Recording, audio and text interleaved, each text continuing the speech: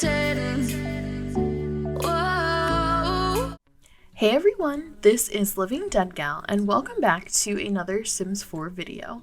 Today is a very special video because while we are in Create a Sim, we are actually currently creating the legacy founder for a new Let's Play that I am going to be featuring on my channel, which is the Crybaby Whims Legacy Challenge.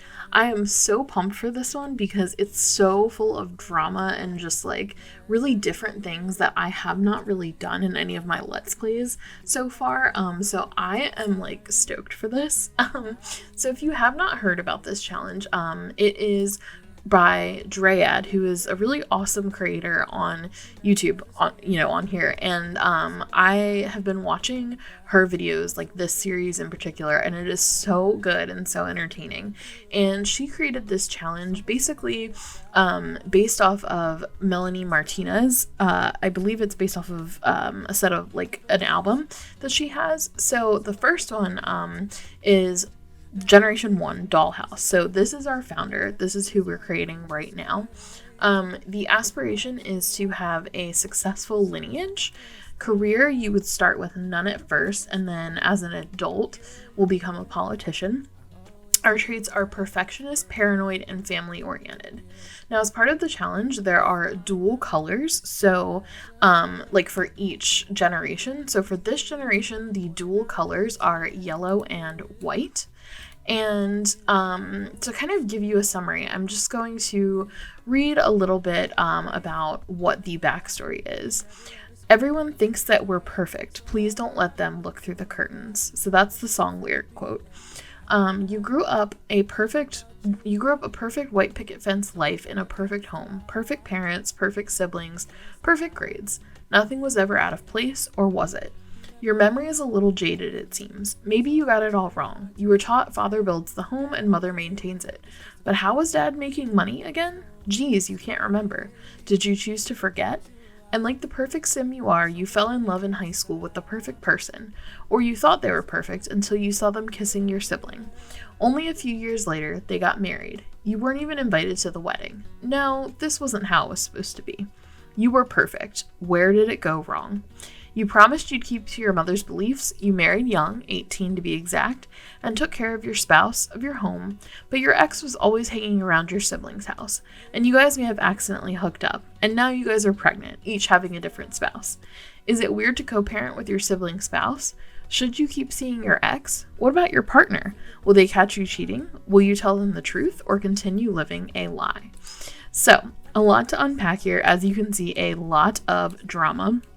So essentially the rules for this gen are: have a high school sweetheart you start on bad terms with, have a very caring spouse who you're madly in love with, have a perfect white picket fence home with your spouse, slowly rebuild a relationship with your ex, start hooking up with your ex and one of you gets pregnant, raise the child under your roof, have 3 more children with your spouse, divorce your spouse as an adult and take all of the children, stop being a stay-at-home parent and join the politician career, master your aspiration, which is the successful lineage aspiration, and then you can kind of debate, will you continue seeing your ex? So on screen right now, who I've created is Zoe Bliss. You can see I gave her all of those traits, the perfectionist, paranoid, and family oriented. I am following the color scheme, but I'm not really doing it with hair just because I'm doing Not So Berry, and with that one I'm following the color scheme with their hair, so I chose to do it with her clothes. So she'll always wear something that's either yellow or white or a combination of both. And when I was creating her, it's funny because I had planned to do this challenge, but I was actually working on a different sim when I started creating Zoe for a different CAS video that I was doing. And as I started to create her, I was like looking for hair for her. And when I found this hair, I don't know, something about it just made her like come to life for me.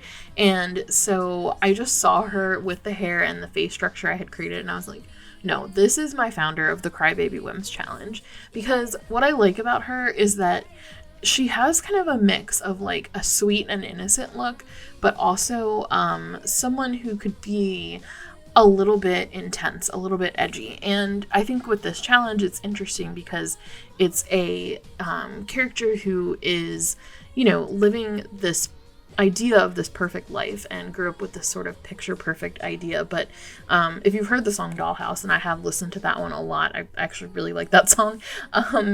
Basically, it's kind of about things, you know, appearing one way, but they're really not how they seem. And so what I liked about her is that when I look at her, you know, she could be sweet and innocent. And that's kind of how I dressed her. I dressed her very, you know, like in clothing that I thought was appropriate for someone who would be, you know, really just kind of trying to lead that perfect life and that, like, you know, young adult, like about to be a mom, a lot of looks like that for her. But I did want to kind of give her that little like hint of rebellion, so that's why I picked kind of like the hair color and style that I picked for her and the piercings that I picked for her as well, because I just wanted her to have like a tiny clue in her appearance that, you know, hey, maybe she's not necessarily this like perfect life, white picket fence kind of a girl. And that's, you know, exactly what is going to unfold in her life, because you know, I think what happens is when people try to lead their lives based on others' expectations, they do end up rebelling in certain ways, and maybe they're not always the most you know, morally sound ways, you know. So in this case, she is going to end up hooking up with her ex, who is her sister's husband, and so, you know, they're going to be having a very messy affair that is harming a lot of people.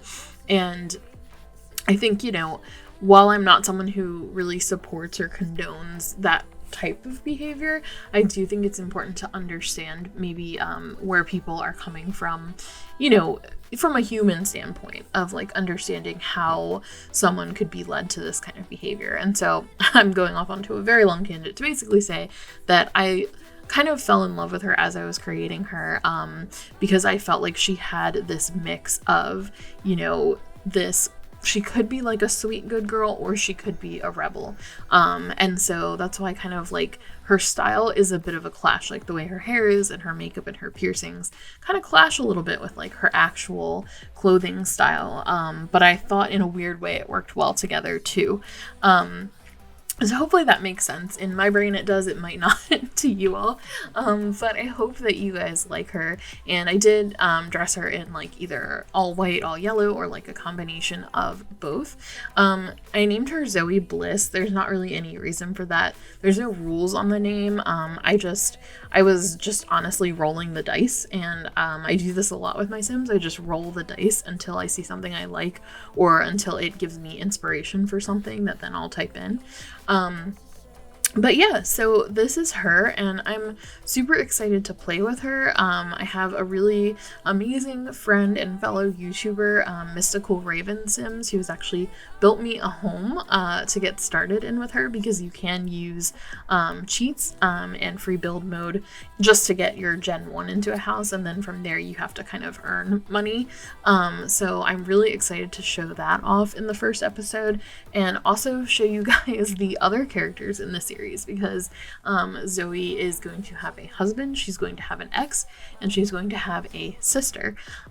So I think this will be a really unique and really fun challenge, and really, really different from my other series if you have seen either Whimsy or Not So Berry. And I'm really excited to play and dive in with the storytelling and just kind of like have, you know, be a little bit reckless in my game. I really haven't gotten to do that before.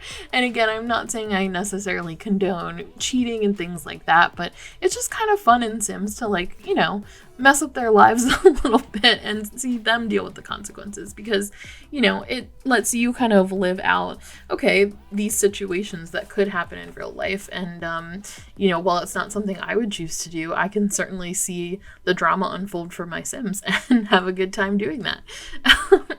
Hopefully I don't sound too awful. But yeah, so we're kind of nearing the end of the video here, so I'm gonna go ahead and wrap it up. Essentially, I will be premiering this series the in a week, so this will go out next Wednesday. So every Wednesday evening I will be running this series, and I'm really excited to add it as a third Let's Play to my channel. So I hope you guys enjoyed this CAS video. I hope that you like Zoe, and kind of are curious about her backstory based on what's written in the challenge, and I will provide a little bit more of that, a little bit more of an introduction and an understanding of the rules when we get into episode 1. But yeah, if you like her and you're excited to see the series, leave a comment below and let me know. And I'm really excited for episode 1 to come out. I cannot wait. So thank you guys so much for watching. If you enjoyed this video, please comment, like, subscribe, and I will see you all in another one. Bye!